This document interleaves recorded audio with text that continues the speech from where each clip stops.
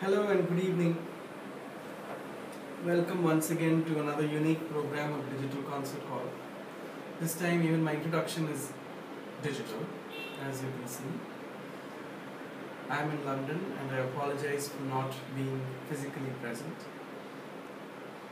But taking the digital tools to our advantage. Today's performances are three very brilliant pieces. The first is a particular favorite, definitely of mine and of a lot of people. It's a very well-known tune. I think you'll recognize this from Frank Sinatra or Leonard Bernstein's scores, several Hollywood movies. This is the tune.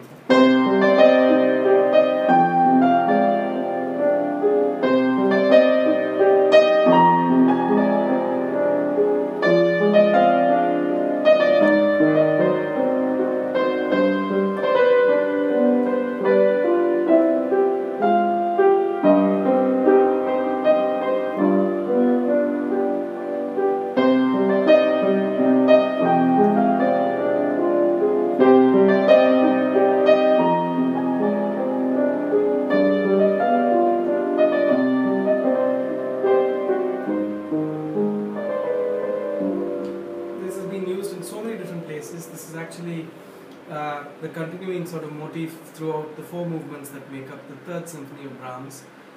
Brahms took a long time between the Second and the Third Symphony, 6 years actually, and this particular symphony is very short, very brief, but you will see what a master of the symphonic form Brahms becomes. This is also around the same time that he composed the very famous waltzes for piano, such as this one.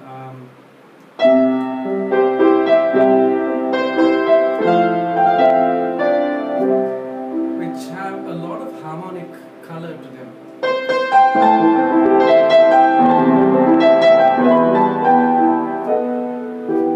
And you can see this very new and energetic and inventive harmonic development in several parts, but of course this very beautiful tune, which has become famous, as I said, in multiple places,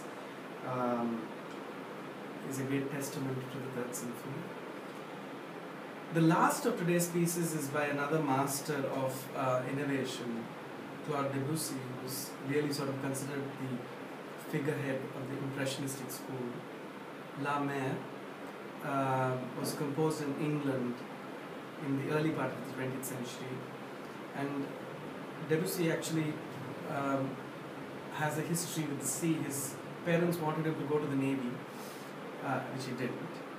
And this is sort of a tribute to the elements of nature as he saw them.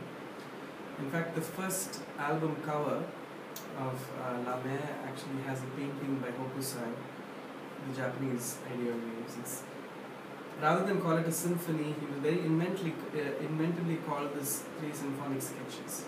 The first is called From the Dawn to the Noon at Sea. It's a very slow, very languorous movement,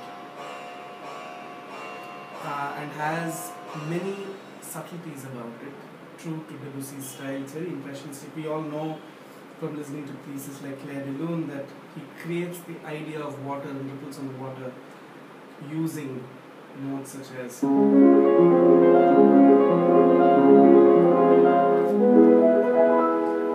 that idea is employed many times in this. In fact, La Mer starts very quiet, very soft, as if you're on the seashore, and you can only hear a drum roll very quietly, and the chords, the opening chords, add up in momentum, giving the whole vast expanse of the sea. The second movement talks of the conversation, the dialogue between the wind and the water, which is extremely exciting.